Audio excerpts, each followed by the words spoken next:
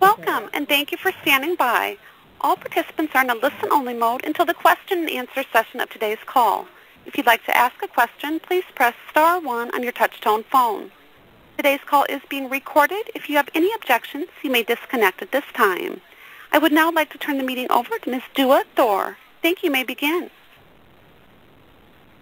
Hello, everyone, and good afternoon. Thank you for joining us.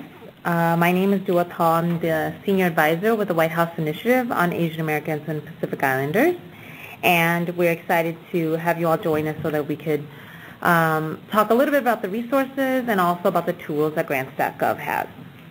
So before we begin, I'm just going to remind people that you have to save your question until the Q&A session. We won't be answering any questions via chat. And also, if you haven't, you should also dial on and also log on to the webinar. In addition, we're going to ask you to fill out an evaluation that we will send to you all afterwards at the end. We would really appreciate your time in filling it out. It helps us make these webinars better and also informs us about how to do other webinars in the future.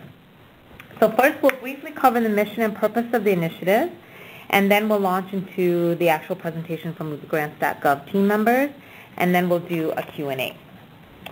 So let me take this opportunity to really introduce you to the rest of the presenters first, and then we'll launch into the presentation. First, I want to introduce Linda Fan. She serves as the Commissioner on the President's Advisory Commission. Linda is also the Executive Director for Asian Family Support Services out of Austin. She'll provide an outline of the history and mission of the initiative and also discuss our cross-cutting issues. We'll also have Suzanne Luther join us. She's also an advisor with the White House Initiative on Asian Americans and Pacific Islanders, and she'll talk a little bit about our new Grants and Resources website. And then you'll get an opportunity to also hear from Tricia Glass. She's a program advisor for Grants.gov, and she'll do the actual Grants.gov webinar. And finally, a special thank you to Danny Chow, who's our current intern. He's been communicating with you all and running a lot of the logistical work, so I wanted you to see what his face looks like. So let me actually launch it over to Linda, who will talk to you all a little bit about the initiative and our work. Hello, everyone. I'm glad that you're able to join us today. As Dua mentioned, my name is Linda Fan, and I'm one of the newly appointed commissioners to the commission. And for those of you who don't know about the initiative, we were reinstated on October 14, 2009, when President Barack Obama signed an executive order reestablishing the White House Initiative on Asian Americans and Pacific Islanders. The initiative is actually housed within the U.S. Department of Education, and it's chaired by U.S. Department of Education Secretary Arne Duncan and led by Executive Director Karen Ahuja. Now, the Asian American Pacific Islander, or what we also like to call the AAPI community, which also includes the Native Hawaiians, is the fastest growing racial group in the country. And our community grew 46% from 2000 to 2010. And we are more than 18 million strong and growing. However, with the rapid growth of the AAPI community in the past decade, there does come an urgent need to address the daily issues and challenges our community faces. AAPIs basically trace their heritage to more than 30 different countries and ethnic groups, and our challenges are pretty much as diverse as the communities we come from. And therefore, the initiative seeks to highlight both the tremendous unmet needs in the AAPI communities as well as the dynamic community assets that we possess and that can be leveraged to meet many of those needs. And so, in summary, our mission is to improve the quality of life for AAPIs by facilitating increased access to and participation in federal programs where our community remains underserved. And so there are a few cross-cutting issues that the initiative is currently working on. And these priority areas reach across all issue areas and agencies, including, for example, advancing research. So there is a major focus right now on data disaggregation, data collection, and pretty much dissemination of this data for Asians and Asian Americans, Native Hawaiians, and Pacific Islanders. We also want to ensure access, especially linguistic access for APIs. And then as part of our capacity building, this is one of the reasons why we're doing this Grants.gov, to make sure that organizations who are focused on the API community have access to both private and governmental resources. And then the last area is, of course, workforce diversity, to encourage API involvement in the federal workforce. So thank you again for joining us, and I'll pass this back on to Dua.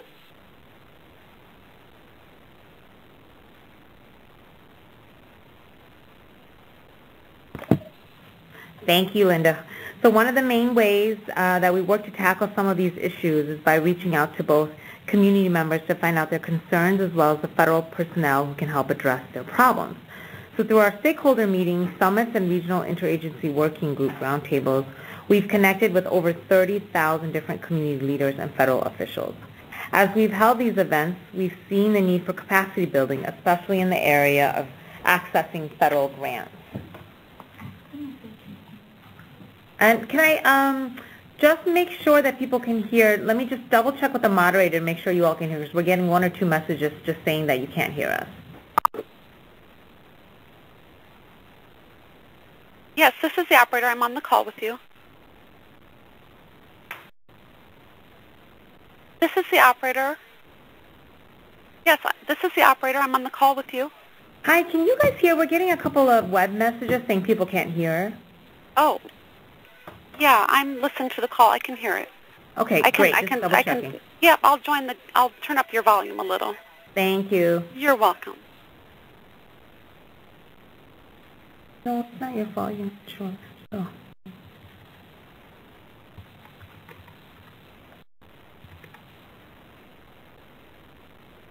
All right.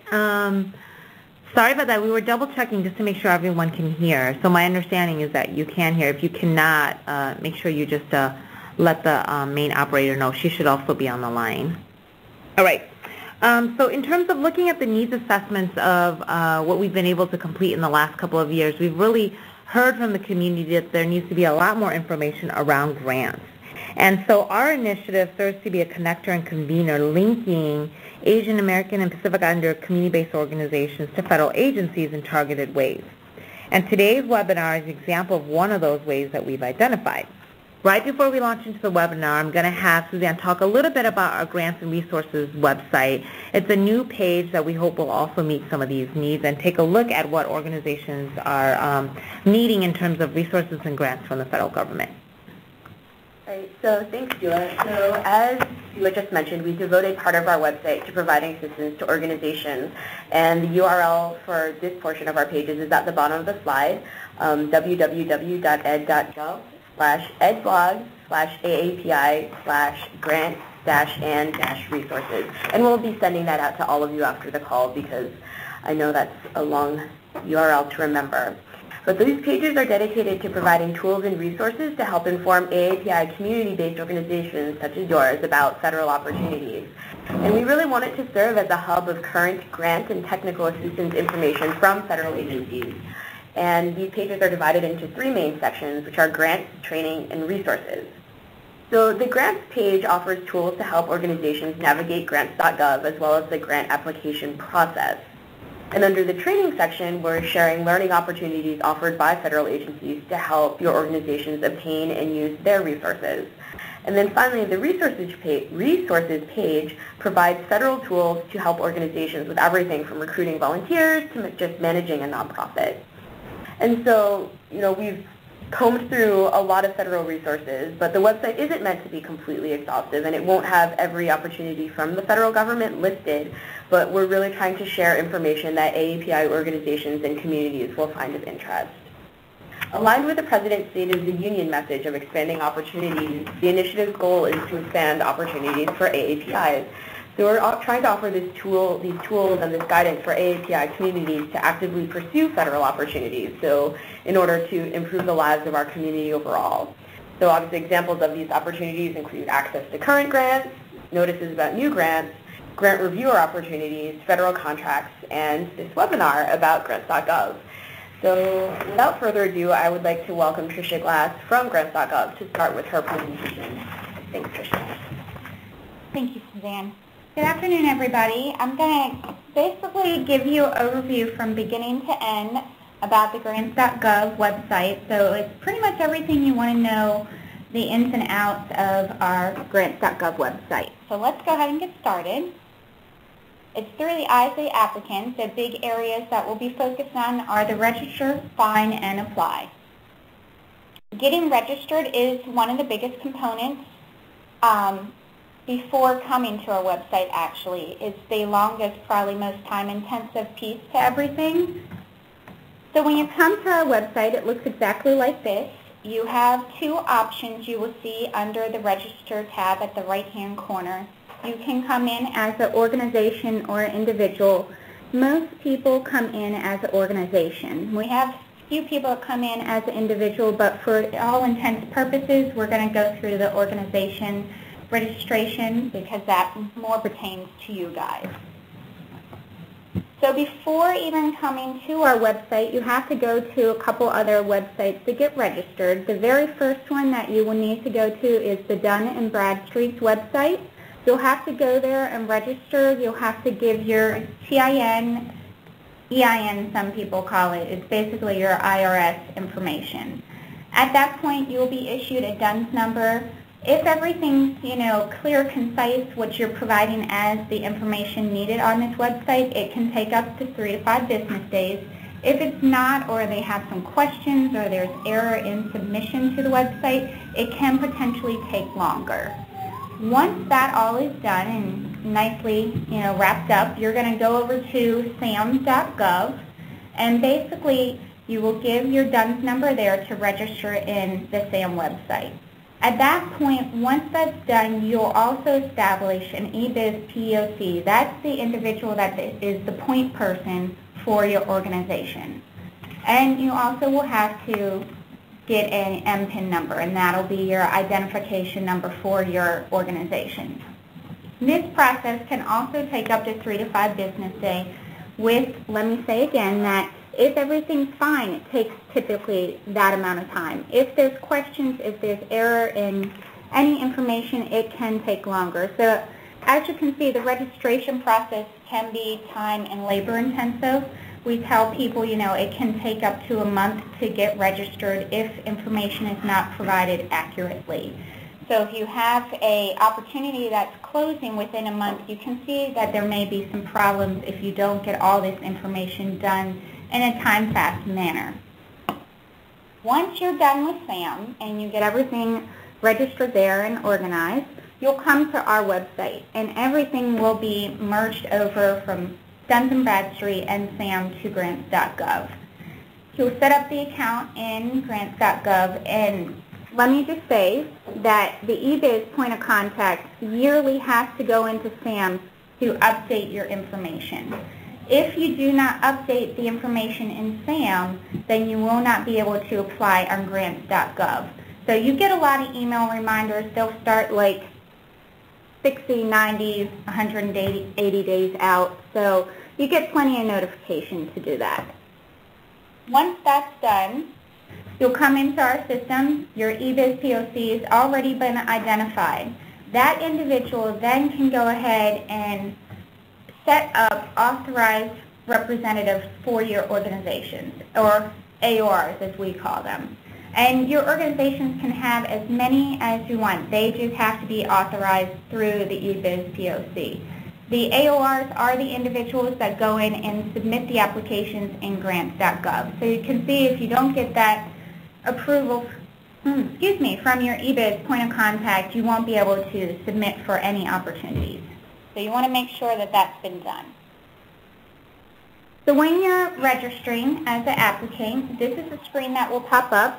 We always want you to pay attention to the DUNS number area, because if you transcribe or if you put in an inaccurate number, that's affiliating you with the wrong DUNS number, which inadvertently is the wrong organization. So you'll be submitting under another organization. So just always make sure you're filling in that area very succinct and very concise, because you don't want to have to go through and, call our help desk and get that whole situation figured out, because it is a little timely process.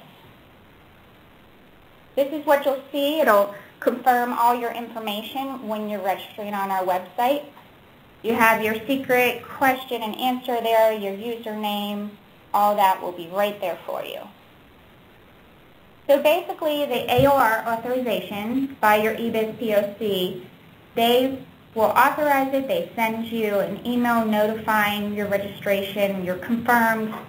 You're good to go. You're able to submit for applications on our system. You can track your AOR status anytime in our system. You just need to log in with your username and password, and you can see, confirmation, or if it's still waiting for your eBiz POC to confirm and authorize. So how do you navigate our system? That's the next phase.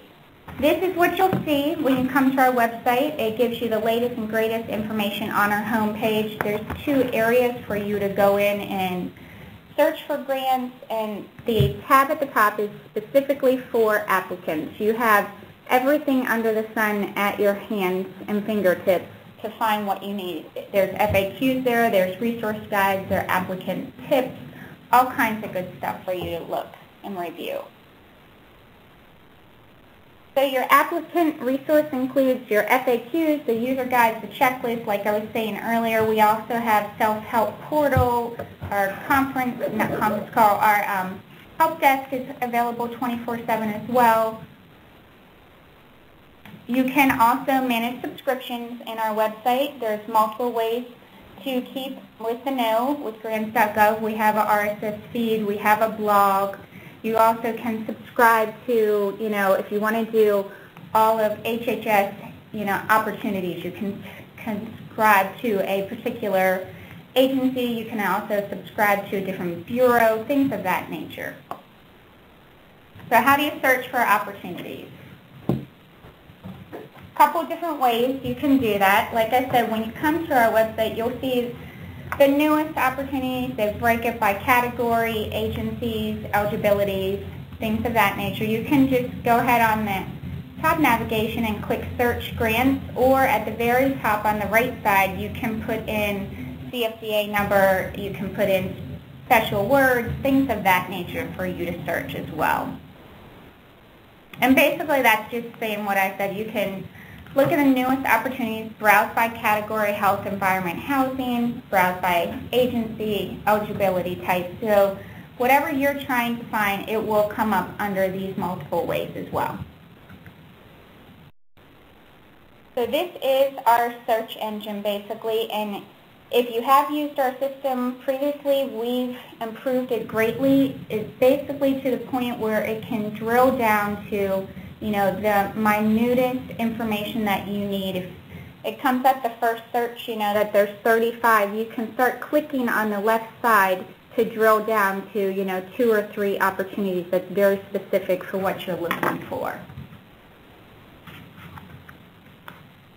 You can refine your search if you know the funding agency or the eligibility or category, date ranges.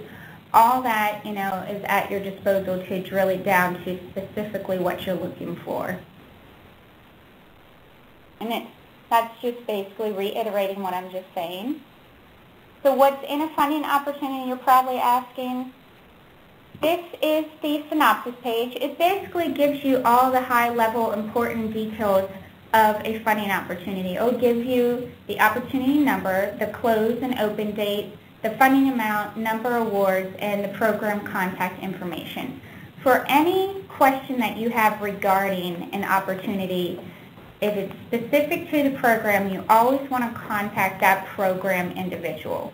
If you contact our help desk, they really can't tell you about the program. We're here to help you navigate the system and get through with the application. So any pragmatic questions, you need to contact that individual. So it's handy to keep that information at close disposal. From there, you'll go to version history. If there's mods, if there's updates, anything, it will show you right here. And, it'll tell you what modification was done. So you'll want to make sure you view and download the most current one. Your full announcement, you can retrieve the full funding opportunity, the announcement, any supplemental documents, that will be in that tab right there. And the last one is the application package tab. This is where you will go to download the entire package. It will have the instructions, everything there for you to download. The biggest thing here is a lot of our customers come in and they do not have the correct Adobe Reader. Please make sure that you do, because you won't be able to have the functionality to fill out the applications or potentially even download it. We do have a mechanism on there under the applicant tab where you can scan your own computer system to see if you do have the correct one. So from here, you download the application, you enter in your email address if you would like to be notified of any funding changes to a particular opportunity. So basically what this is, we don't say that you have to do it, but it is highly recommended, because previously when I showed you that version history, if there's any modification to the opportunity and it does include that you have to re-download the application package, this mechanism does notify you of that. So if there was something that they added to the attachment section or something they added to the entire package altogether, you will be notified that you have to go back in and re-download to be able to submit. So with this, you just want to right-click, download the application instructions. You can save it to your personal computer and then repeat for the entire application package. So navigating the application package is the next phase. Here is basically what you will see. You'll have your PDF file composed of all these documents. Again, it can be saved to your personal computer. It basically shows you all the mandatory documents and the optional documents. Here it would also tell you, the closing date again, the agency contact, and forms to be filled out. So like I said, that's all the mandatory documents. You cannot, in any opportunity, withhold submitting mandatory documents. If you don't fill them out appropriately, you can't submit. If you're missing it, you won't be able to submit it.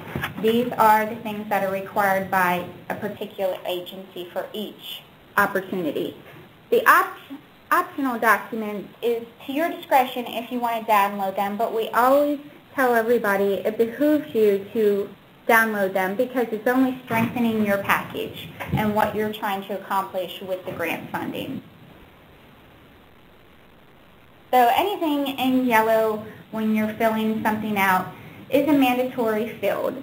If there's something left in these fields, open and it's supposed to be filled in, you'll get a pop-up message with an error that is not completed. If you don't complete the yellow fields, you will not be able to submit the application package. So submitting your application package is next. When you do this, you'll have some buttons that will be active at the top on the right, print and cancel. You can save. It will check for errors on the entire package. You can print it. Once it's all free of errors, the Save and Submit button will be active and live. Make sure that you're always connected to the internet during this phase. We have a lot of people that realize they're not booted off their internet, and they think that they've submitted, but in actuality it never happened because they weren't connected. So upon Save and Submit, you'll be prompted for your username and password.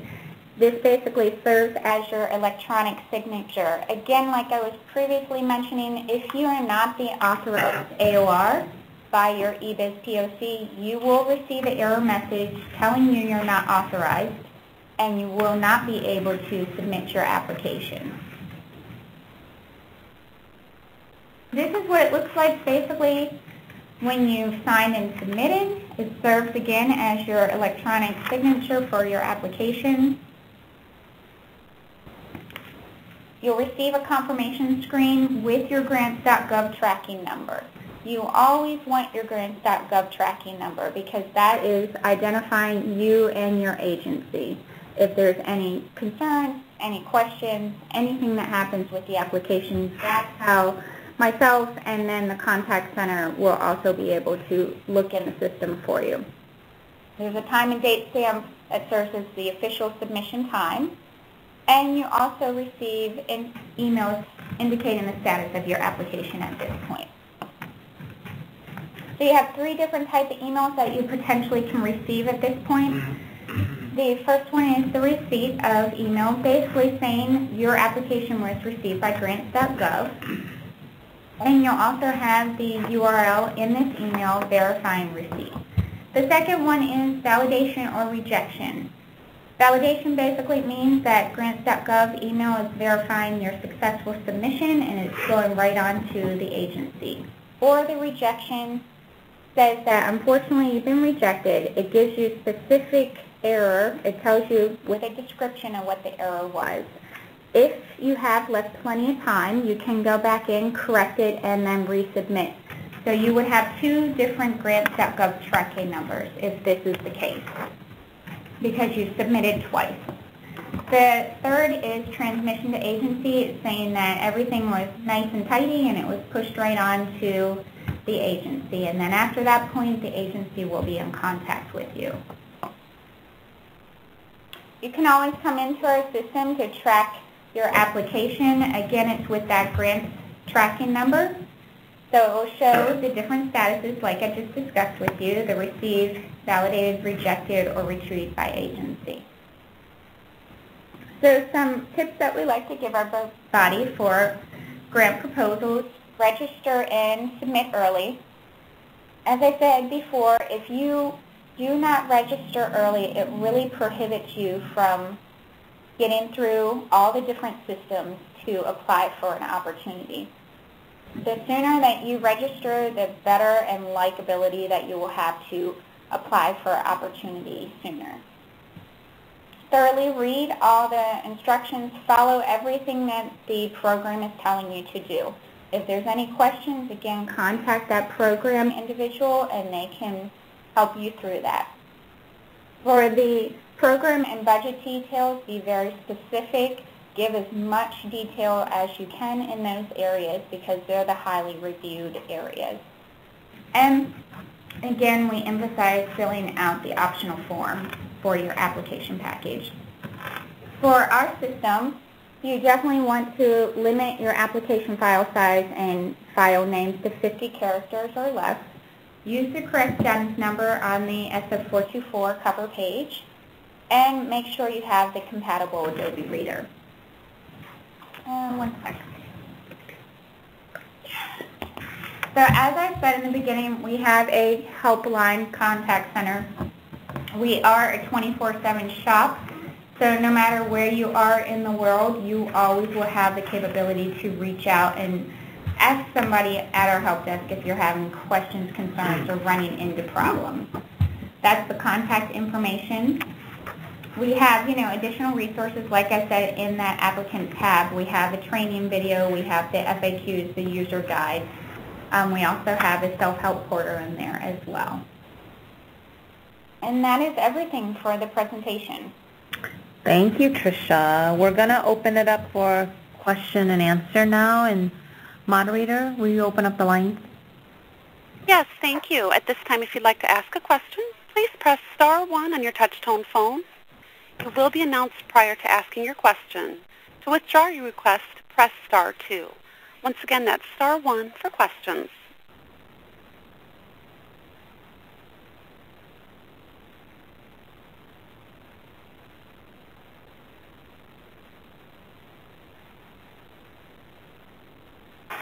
At this time, there are no questions. Well, thank you to everyone for joining us. Again, if you have any questions, you should feel free to press *1 now. I want to thank Linda and Tricia and Suzanne for joining us today. We want to let you all know that you can also, we'll also allow for the audio recording and the slides to be posted in the next couple of days, and so you can keep an eye on that part. And also that we will be sending out an evaluation that we hope that you will respond to help us make the webinars better in the future. And then we look forward to seeing many of you at our events and also you in terms of joining our newsletters and also our other webinars to come. And there will be an opportunity on the survey for you to fill out your name and your contact in order to be added to that. So thank you again all for joining us, and have a good evening. Thank you. That does conclude today's conference. Thank you for your participation, and you may now disconnect.